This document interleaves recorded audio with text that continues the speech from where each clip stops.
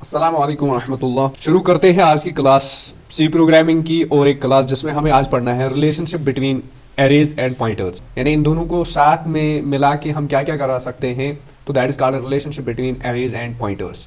So before proceeding for the relationship, let us see what is an array separately and what are pointers, what arrays can do and what pointers can do। तो array के अंदर अगर हम देखें तो array में हम बोलते हैं ये चीज़ कि array is a sequential data of same type, यानी एक ही टाइप का सीक्वेंशियल डेटा। सीक्वेंस का मतलब होता है यानी जिसमें इंक्रीमेंट सेम हो, जैसे 2 4 6 8 10, तो that is called sequential data. 1 2 3 4 that is sequential, 10 20 30 40 तो दैट इज सीक्वेंशियल। तो बट दूसरी चीज इसमें ये है कि it should be of the same type, यानी इंटीजर्स ले लिए हमने तो इंटीजर्स होने चाहिए, कैरेक्टर्स ले लिए तो कैरेक्टर्स होने चाहिए, इसी तरह फ्लोटिंग नंबर ले लिए तो फ्लोटिंग होनी चाहिए।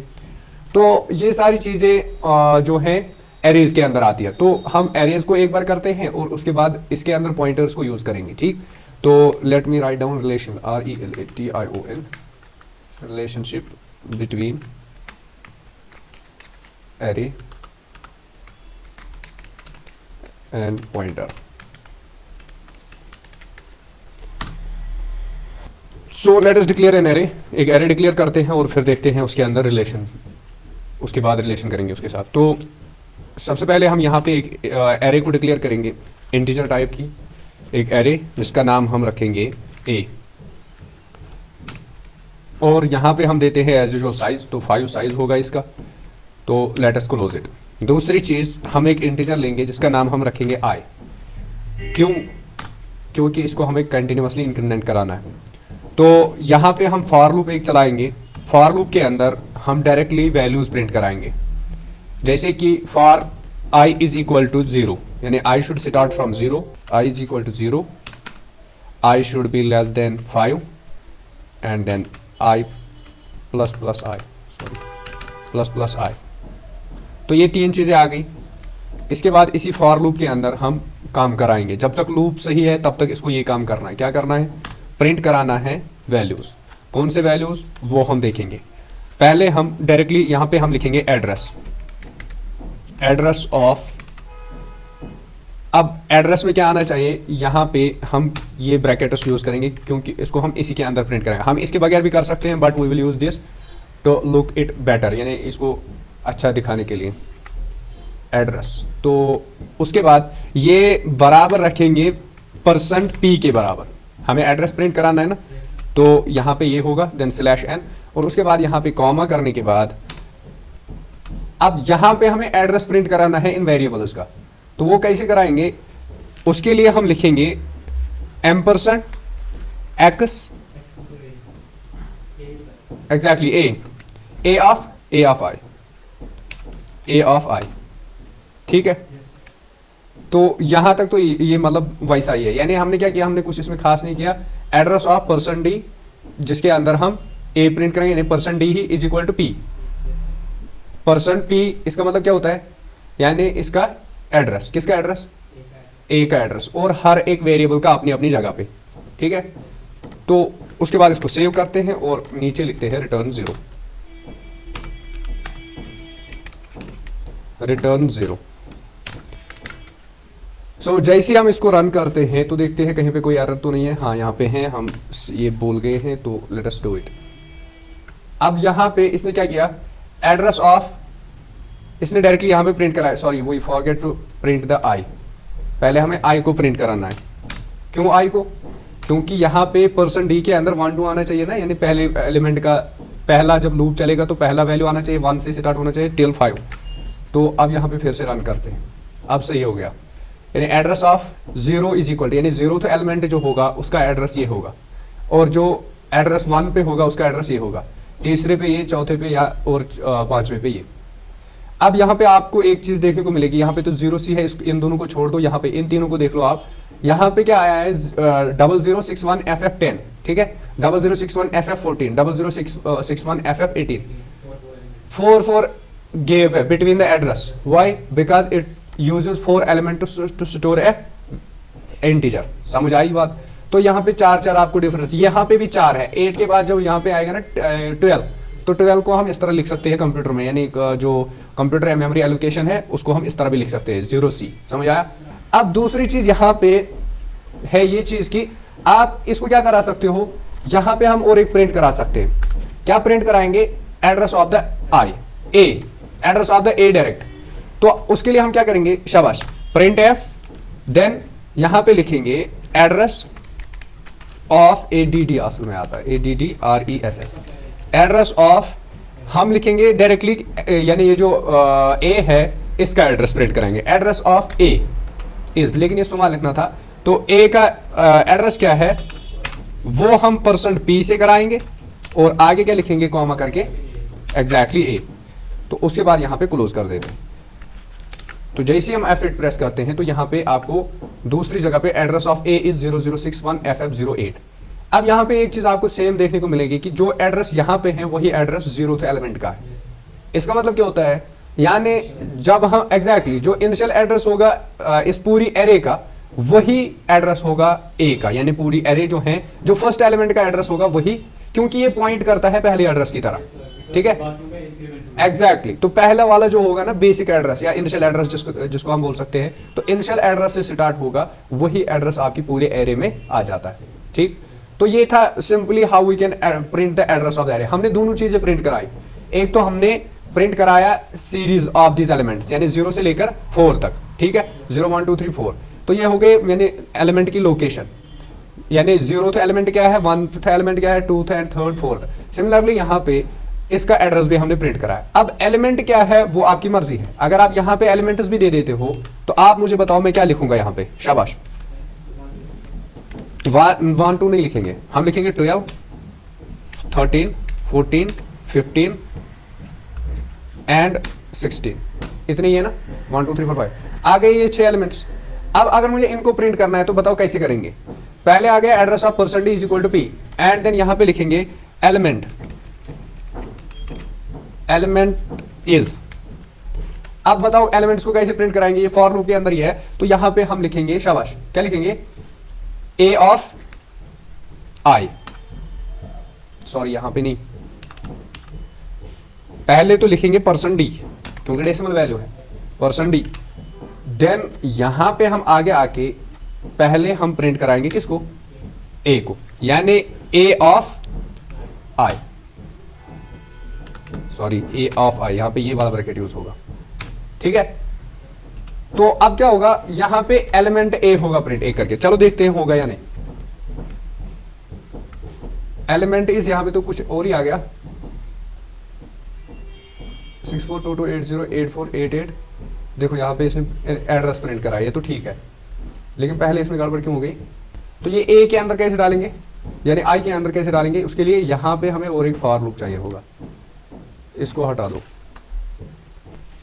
For i is equal to, यहाँ पे हम और एक इंटीजर लेंगे, for int j is equal to 0, j should start from 0 and j should be less than 5 and then ++j।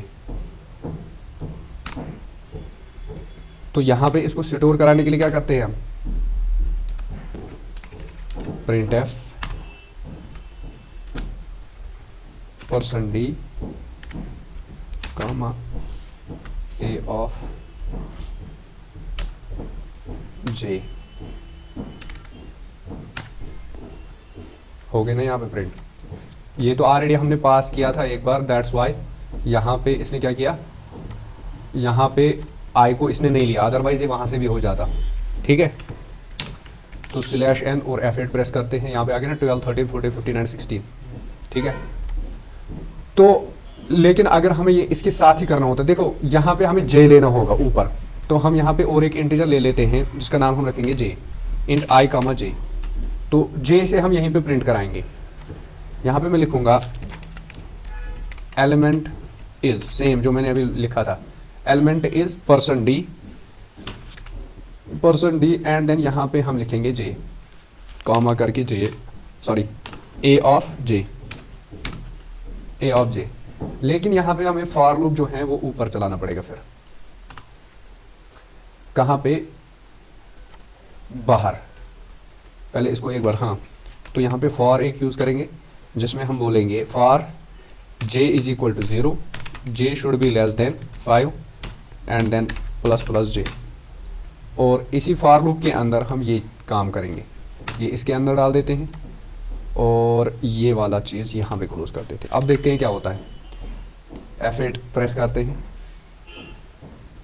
Address of this 12 12 12 12 13, ये तो कर रहा है लेकिन उल्टा कर रहा है। पहले हमने एड्रेस, और क्या करेगा, ये तो हमने गलत लिखा है, क्योंकि हमने ये यहाँ पे रखा है, that's why it is showing us the wrong. देखो आप यहाँ पे इसको उठा लो, इसको आखिर में पेस्ट करना है, ठीक है। अब देखो आप ये सही करेगा कि नहीं, देखो आ गया ना, हमने गलत किया हुआ था। 4 टाइम्स तो ये करेगा बिकॉज ऑफ, क्योंकि लूप के अंदर लूप चल रहा है।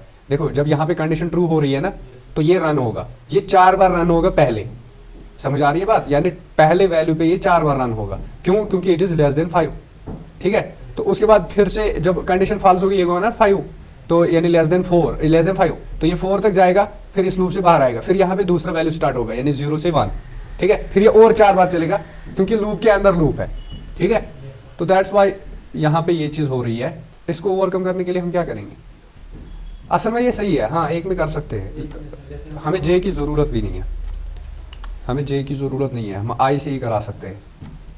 यहाँ पे अभी पहले हमने जो किया था ना वही सही था, जो मैंने पहले किया था, लेकिन हमने लोकेशन गलत दी थी। अब देखते हैं आ गए ना सारे। हाँ, जो मैंने पहले ही किया था वही सही था, यही किया था ना मैंने। तो address of 0 is equal to ये एंड देन इसका, शाबाश, इसका वैल्यू ये यानी एलिमेंट ये है। तो इसी तरह यहाँ पे दूसरा और तीसरा। अब देखो यहाँ पे इसने दूसरा एड्रेस दे दिया है इनको, अभी 4 है, फिर 8 है, फिर C है, फिर 10 है, फिर 14 है, और इसका वापस 4।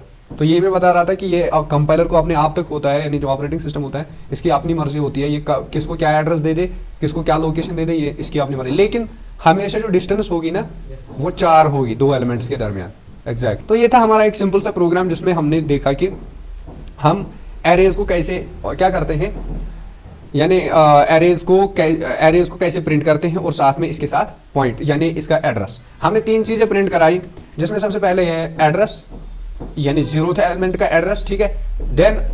Then address of an element, उसका एड्रेस, ठीक है, एलिमेंट 0 1 2 3 4। देन एलिमेंट क्या है वो भी हमने यहाँ पे डिस्प्ले कराया है। तो अब हम आगे चलते हैं, आगे हम एरेज और पॉइंटर्स को दोनों को साथ में मिलाएंगे, ठीक है। तो वो भी इसी तरह होगा, उसमें कुछ फर्क नहीं होगी, लेकिन इसमें हम थोड़ा सा चेंज करने वाले हैं। फॉर लूप को हटा देंगे, फॉर लूप हमें नहीं चाहिए होगा।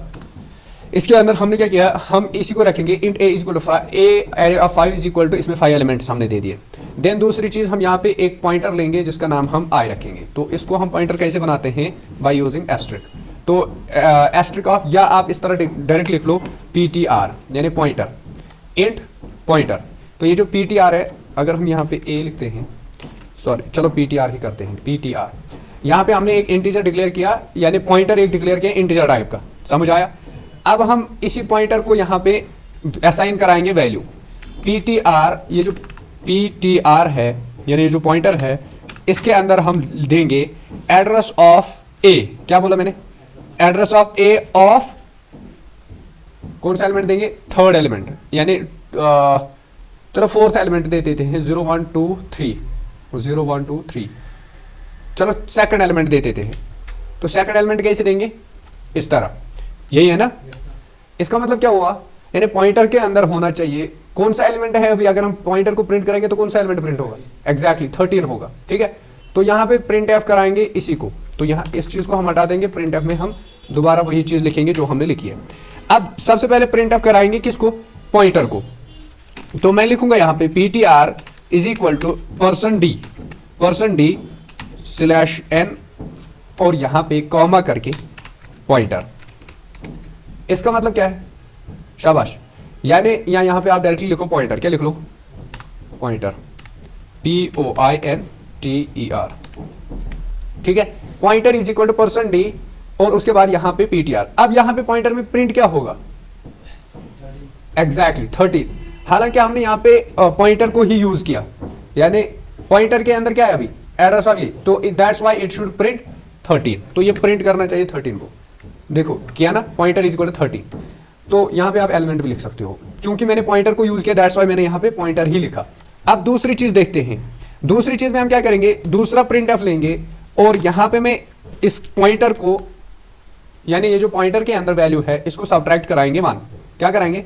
सब्ट्रैक्ट 1। तो वो कैसे करेंगे? हम लिखेंगे same pointer is equal to, pointer is equal to, या पॉइंटर -1 लिख लो आप, वो ज्यादा बेहतर है। पॉइंटर -1 इज इक्वल टू, वो किसके बराबर रखेंगे? शाबाश, कॉमा करके इससे बाहर आएंगे, देन कॉमा एंड देन यहां पे लिखेंगे PTR। ये बाहर लिखना है लेकिन ये ब्रैकेट में रहेगा क्योंकि इसको माइनस करना है ना अंदर, तो -1 है ना, इजी। तो यहां पे और एक ब्रैकेट लगेगा एग्जैक्टली। तो उसके बाद क्लोज। अब जैसे हम F8 प्रेस करते हैं, आप देखो इसने प्रिंट नहीं किया, वाई? बिकॉज %d हमने यूज नहीं किया, ठीक है। तो यहां पे %d पहले देंगे, देन /n। अब देखते हैं, आ गया। Pointer -1 means 12। वाई 12? बिकॉज 13 - 1 = 12। समझ आया? अब अगर हम यहां पे 2 दे देते हैं या 5 दे देते, what should be the result? -2। Why -2 क्यों? इसमें तो माइनस होना चाहिए 5। Pointer -1 = %d, then /n pointer -5। अब यहां पे पहले 2 को ट्राई करते हैं, what should be the result? Pointer 42008।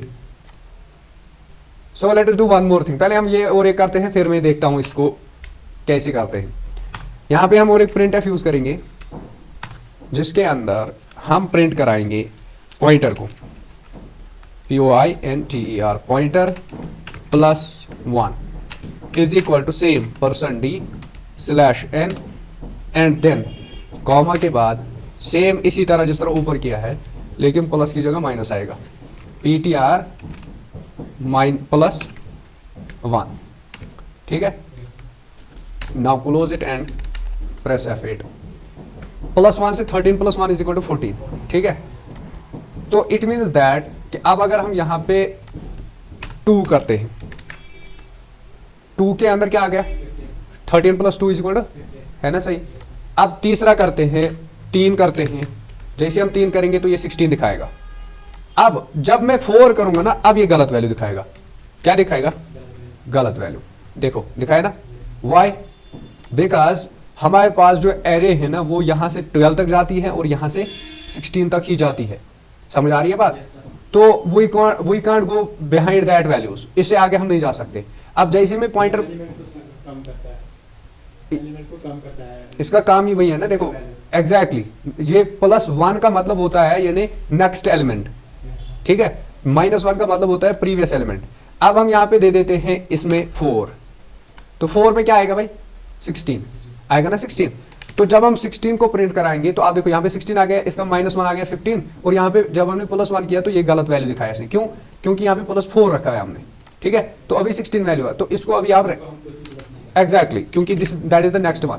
अब यहाँ पे आप -3 कर लो, ये चलेगा, अभी ये एग्जैक्ट वैल्यू दिखाएगा, दिखाया ना 13।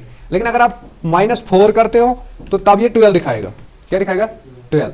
अब जब हम इससे भी नीचे जाएंगे, जैसे कि -5 करेंगे, तो अब ये गलत वैल्यू दिखाएगा। समझ आया? तो this is how you can swipe the elements, यानी एक एलिमेंट के बाद दूसरा एलिमेंट कैसे प्रिंट करा सकते हैं, ठीक है। तो इससे +1 से आगे जा सकते हैं और -1 से पीछे जा सकते हैं। तो यहाँ पे मैं इसका दे देता हूँ 2 और इसको रखते हैं बीच में 14 में। 14 में रखने के लिए मैं यहाँ पे क्या लिखूँ? 2, ठीक है। तो F8 करते हैं। अब देखो यहाँ पे आ गया 14, यहाँ पे आ गया 12। जब हम 2 बैक जाएंगे तो यहाँ पे 12 आएगा, और जब हम प्लस जाएंगे 2, यहाँ पे 2 कर दो। जब हम यहाँ पे 2 करेंगे प्लस तो ये जाएगा 16 पे, है ना। 14 यहाँ पे 2 लिख दो तो उससे ज़्यादा बेहतर रहेगा दोनों जगह पे, है ना, सही।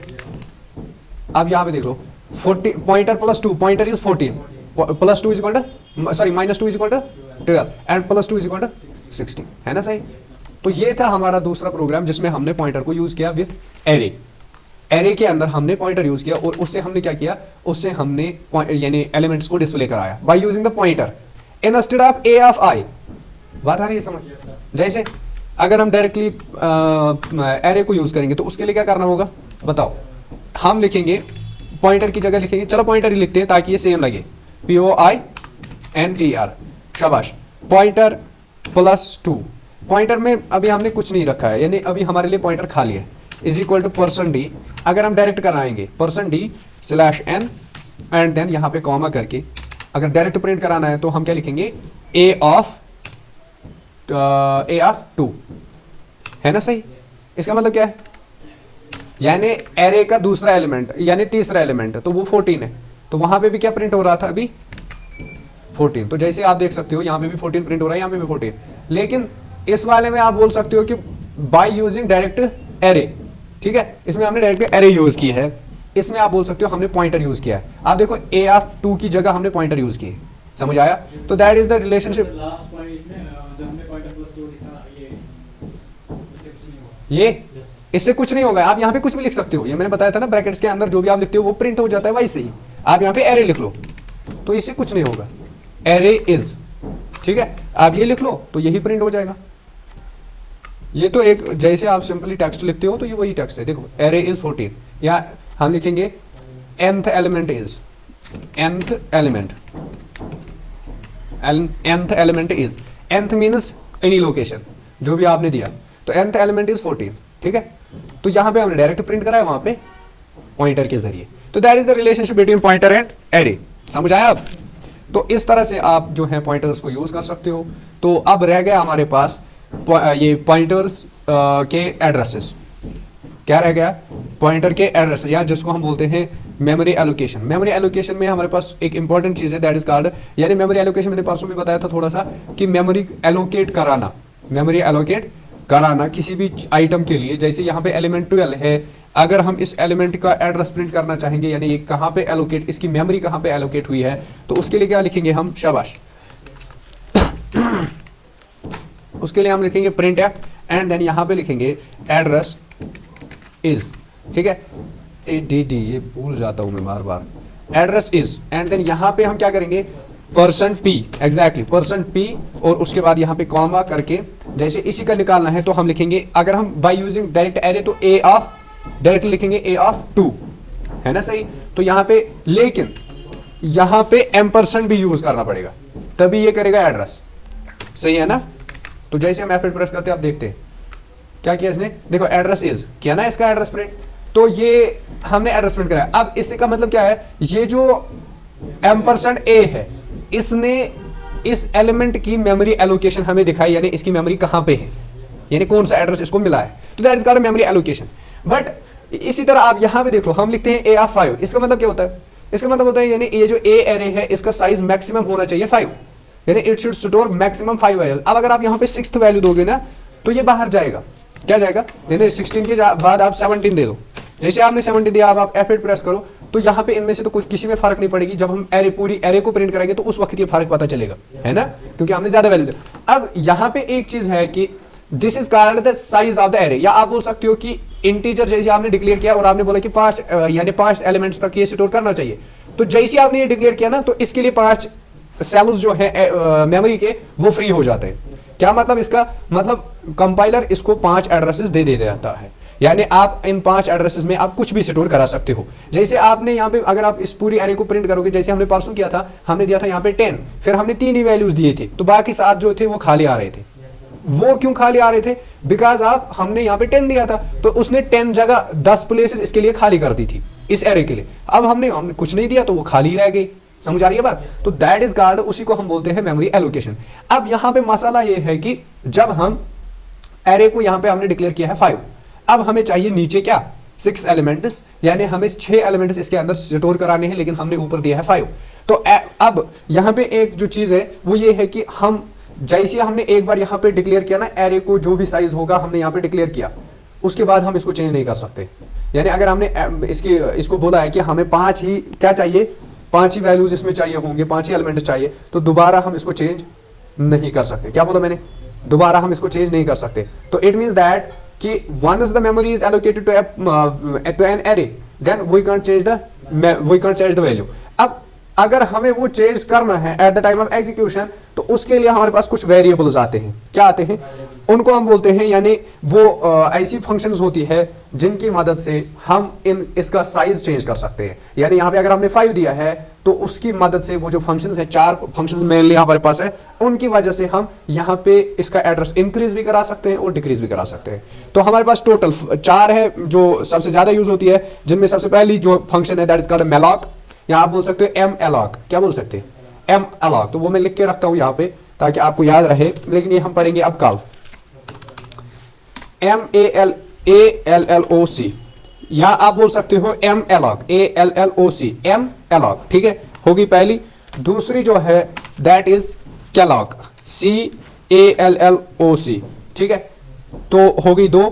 तीसरी जो है दैट इज realloc, ठीक है, realloc, and fourth one is free, ठीक है। तो ये 4 फंक्शंस हैं हमारे पास जिनको हम यूज करके, यानी जिनको हम यूज करने के बाद हम अपने एरे का वैल्यू चेंज करा सकते हैं, यानी जो हमने साइज दिया होगा उसको हम चेंज करा सकते हैं। ये चारों फंक्शंस है, क्या है? हाँ, तो malloc, calloc, realloc and free, या आप बोल सकते हो malloc, calloc, realloc and free, ठीक है। alloc का मतलब होता है एलोकेशन, ये जो यहां से लेकर यहां तक है ना, alloc, this is called allocation. allocation, allocation, reallocation and free allocation, ठीक है। तो यहाँ पे हमारे पास ये 4 है, तो इनको हम इंशाल्लाह कल पढ़ेंगे क्योंकि टाइम हो चुका है। मिलते हैं इंशाल्लाह नेक्स्ट क्लास में, तब तक के लिए अल्लाह हाफिज।